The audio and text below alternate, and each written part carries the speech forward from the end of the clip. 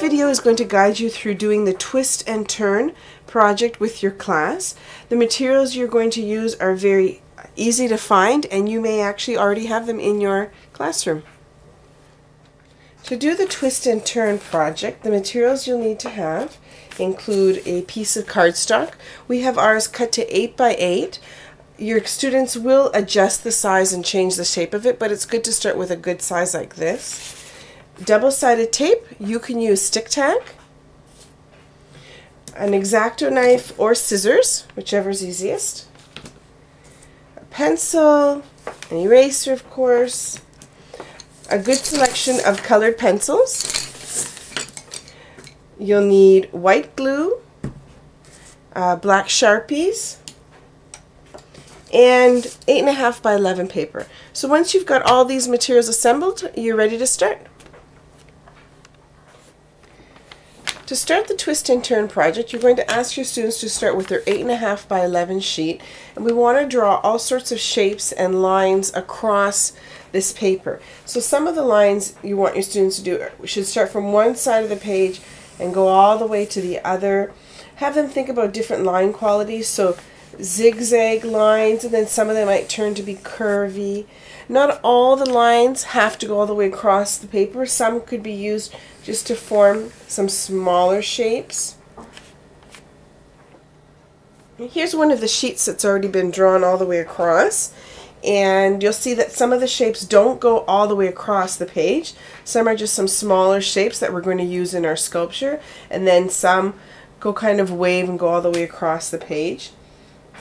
I've traced them with a Sharpie just so we'll have some nice sharp edges once they're all cut. Once your students have drawn all their lines and have traced the shapes with a Sharpie with a nice thick black line, then ask them to cut out the shapes and have them make sure to keep track of all of the shapes, because we've got some nice really long ones that'll be really valuable to us, and then for a good variety we're going to want to use some of these smaller shapes too that came out of our drawn lines.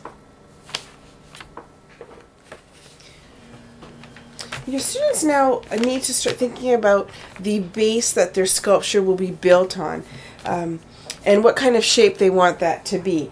So we did start off with an 8 by 8 piece, but we want to trim that down and create a shape, and sometimes those shapes could be inferred from some of these shapes that your students have already cut. I noticed that a lot of these shapes are really fluid and flowing. Here's one that kind of looks like a leaf. So that's going to influence what I want my base to look like, that all of these pieces are going to be connected on. So I've decided that I'm going to do something that kind of looks like a leaf. This is my 8 by 8 cardstock that I started with, and I just drew a shape that's kind of like a leaf because that's what kind of influenced me, is this one piece. If your students used really geometric lines, they may want their piece to be based on something that's a little more structured, a little more solid lines as opposed to long fluid lines. The next step is, once the students have kind of drawn their base, is to cut it out. Okay. I have my base shape all cut out. I've got my 8.5 by 11 piece of paper with all the shapes already cut out. The next step for your students is to decide on the color scheme that they're going to use for their open form sculpture. Now, using the color wheel, your students could decide on a color scheme that they're going to use for their open form sculpture, and this will keep the sculpture looking unified if we just reduce the amount of colors, or if we think about the relationship we want the colors to have with each other. So if we chose, say, all the colors on this side of the color wheel, then we'd be choosing a warm color scheme. And then if we chose these, like the blues and greens and the violets, we'd be choosing a cool color scheme. Your students might decide to choose a complementary color scheme, and that's where you use a color from one side of the color wheel and its direct opposite. Okay. They could use an analogous color scheme as well, and that's choosing colors that are beside each other in the color scheme. So for example, that would be like using yellow, orange, and orange, using, say, blue, violet, and violet. Your students might decide to use a triadic color scheme, and that is using 3 colors on the color wheel that are equally spaced. So it would be using, say for example, the primary colors, using yellow, blue, and red. So that would be a triadic color scheme, using 3 colors equally spaced on the color wheel. In this case, I'm going to use a warm color scheme. I want the flexibility to use a good variety of colors, so I'm going to use colors from this part of the color wheel. They can go from yellow, green, and I think I'm going to go all the way using to red, and maybe a little bit red, violet.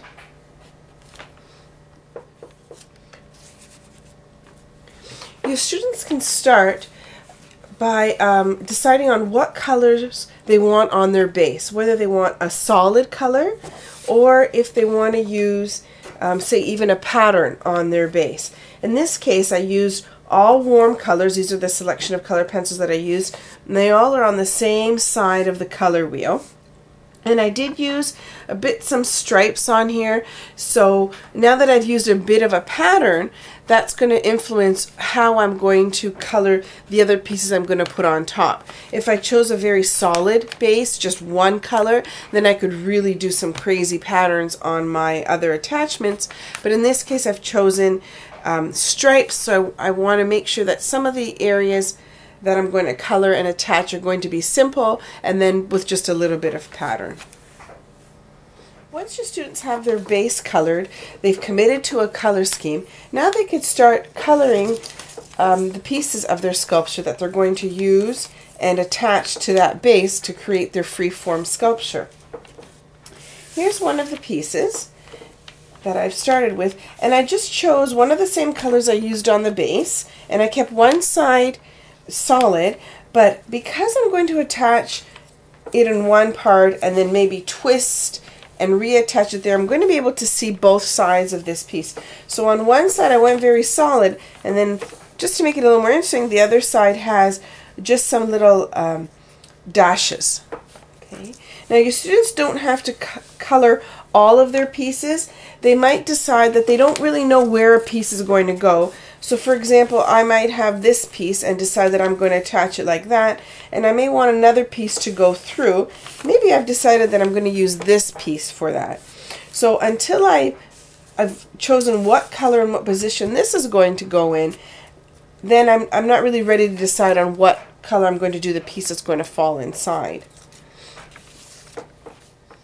And to attach the pieces to your base, your students might want to just start, I'm going to use double-sided tape, but you could use stick tack, and it's just, you're just temporarily deciding how things are going to fit together. If you'd use stick tack or double-sided tape, you have the flexibility of moving things around. So maybe I'll start with this piece over here. Maybe I'll twist this and have it maybe land over here, and I'll put a piece of double-sided tape there for me. And I'm not going to glue them down yet because I'm still not sure how this is all going to play out.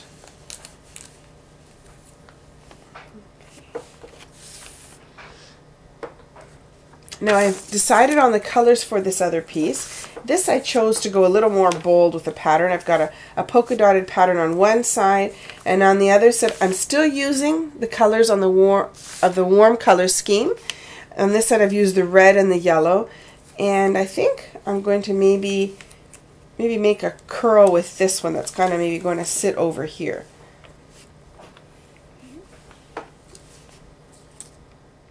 What makes this interesting is that I see one pattern on the top, and as this piece twists around, it changes for me.